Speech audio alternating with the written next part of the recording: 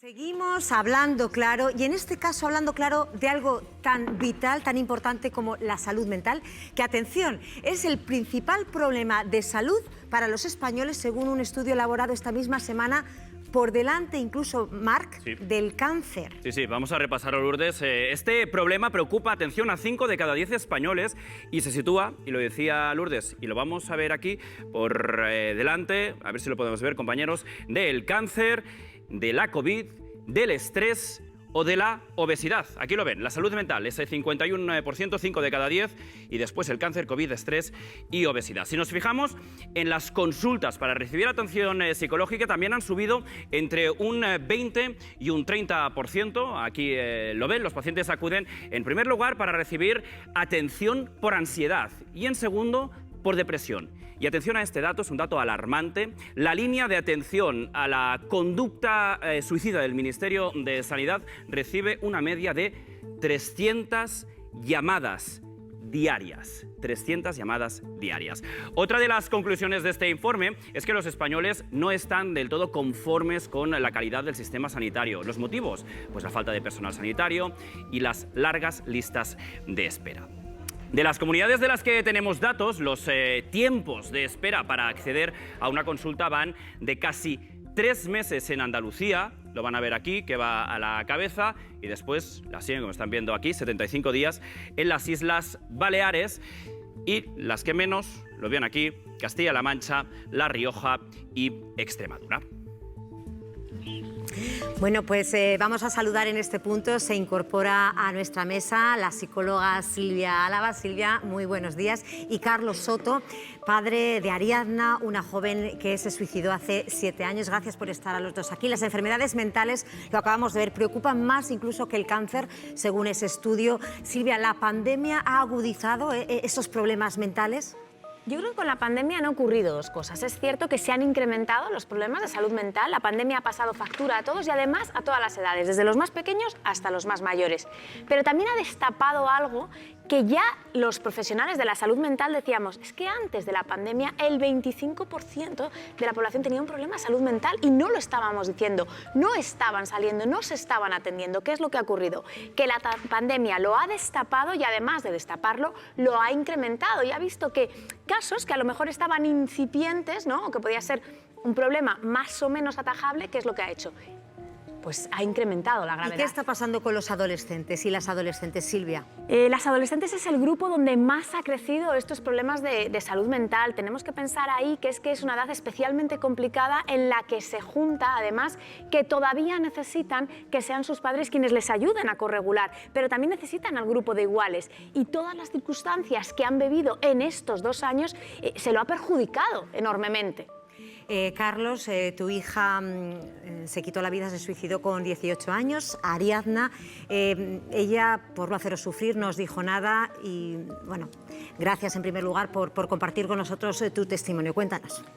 Bueno, ella hizo lo que hacen la mayoría de las personas que se suicidan, ¿no? Que es intentar proteger a su entorno equivocadamente, no comunicar, primero porque estamos hablando de hace 7 años, que se hablaba muchísimo menos que ahora, no sabían dónde te podían dirigirse a pedir ayuda, no había a quién pedirle ayuda. De hecho, nosotros en eso fuimos muy avanzados y inmediatamente le llevamos a un psicólogo en cuanto nos lo comunicó, que fue un... O sea, os pidió ayuda.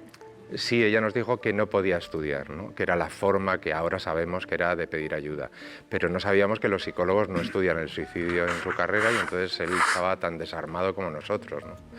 Y eso es un poco... también acudió al médico de atención primaria, ¿no? Y tampoco en ese momento sabía detectar. Y ahí tengo que decir que yo hace 4 años que colaboro con la Comunidad de Madrid en la formación para el SUMA y atención primaria, y eso es fundamental porque cuando tenemos un problema el primer sitio que acudimos es a un médico, ¿no? Y tiene muchas más armas, o debe tenerlas, para ver lo que nosotros no podemos ver, ¿no? Eso es un poco lo que se está haciendo. Silvia, ¿cuáles son esas señales de alarma que pueden hacernos ver que un joven quiere quitarse la vida o está en una depresión, en un pozo oscuro del que no puede salir? Pues yo creo que tenemos que tener muy claro que tenemos que huir de esa idea de no, es que hay que verlo, no todos los casos, hay que dejar siempre muy claro que cada caso es un mundo y hay que verlo en profundidad, pero que no les vamos a ver que es que están siempre especialmente tristes, pues apáticos, sin ganas de hacer cosas. Incluso hay veces que ocurre todo lo contrario, que lo que empiezan a poner es tener algunos problemas más de conducta, están más irritables, están más irascibles, o empiezan a dar,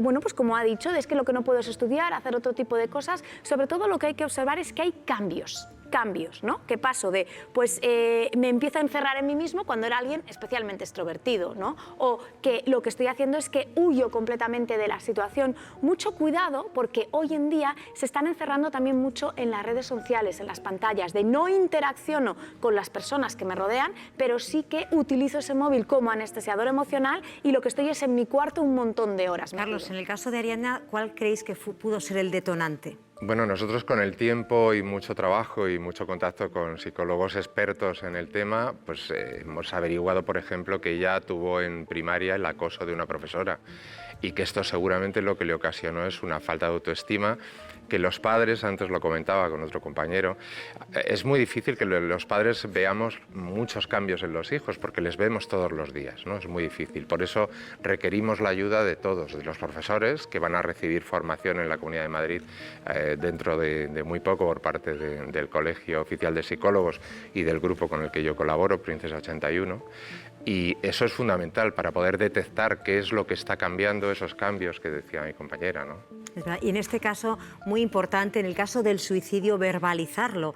Ha habido mucho tabú con el tema del suicidio y es verdad que estamos ante unas cifras muy preocupantes de salud pública. Un problema de salud pública es una de las causas principales de muerte. Me imagino que en tu consulta, Silvia, muchas personas hablarán abiertamente de su intención de quitarse la vida.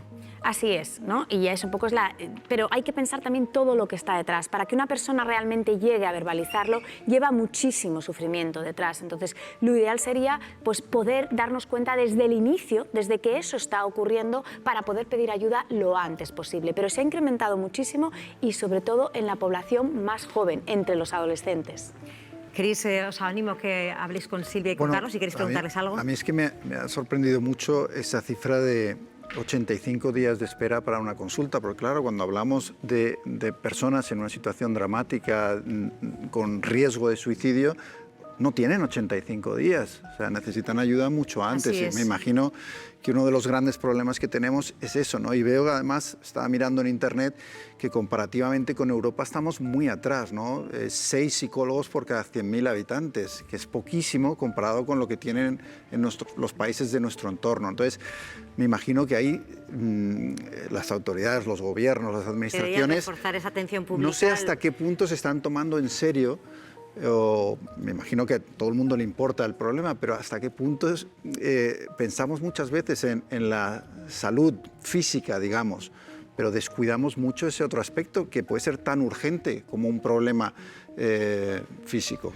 Pues el primer detalle quizá para darse cuenta de la poca importancia que le damos es, bueno, por ejemplo, puedo decir, el día de septiembre ha sido el día de la prevención del suicidio y siempre nos pasa algo, ¿no? Este año pues, se ha muerto una reina en Inglaterra y resulta que prácticamente no ha aparecido ninguna noticia, ¿no? Y esto es porque hay miedo, ¿no? Hay mucho miedo a enfrentarse a la palabra. Los medios de comunicación, ya desde cuando yo empezaba, ¿no? Recuerdo el debate que había, y había una política extraña, que yo creo que es equivocada, pero corregidme si no es así, en los medios de no tocar el tema del suicidio. Eso está cambiando, pero siempre ha sido así, efectivamente. Y lo que nos decían los jefes, lo recuerdo perfectamente, es, no, es que si lo tocas puede haber alguien que por tocarlo tome por preservar el entorno, por no quedar marcado. Mi percepción es que sería al revés, que tratarlo y hacerlo de una manera correcta debería ser bueno, pero no sé cuál es vuestra opinión. Esa es la idea, ¿no?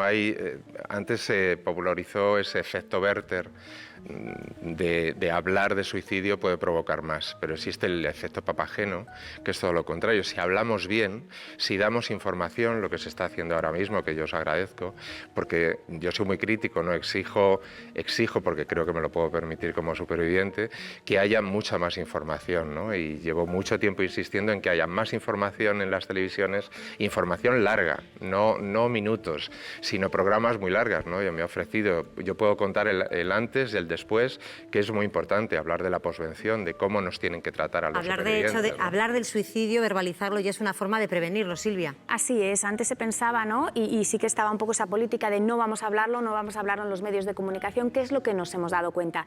Que cuando se habla y se habla bien, porque sí que eso es una premisa que es fundamental, y se habla bien, al final hace un efecto no protector, pero sí de decir, oye, este problema existe, como este problema existe, hay que darle visibilidad y sobre todo hay salidas. O sea, hay que pensar que es que la persona que se suicida lo que quiere es dejar de sufrir, no quiere dejar de vivir, no es que diga, no, es que no. Entonces, es importante dotar de medios, dotar de recursos, pero antes estáis diciendo, ¿se está dotando de más medios y de más recursos? No se han incrementado, por ejemplo, las plazas de psicólogos clínicos en el Sistema Nacional de Salud. Entonces, eso es importante, porque una persona que está en una crisis de salud mental muy grave no puede esperar 3 meses a que le traten, porque en esos 3 meses ya no, por desgracia, hay algunos que no van a estar aquí, y esto es tremendamente grave. Bueno, pues nos quedamos con esa reflexión, Silvia, de una persona que se suicida no es que quiera morir, es que quiere dejar de sufrir y desde luego es un problema gravísimo de salud pública. Muchísimas gracias, Carlos, muchísimas gracias, Silvia, por acompañarnos para dar visibilidad a este asunto que tanto nos preocupa.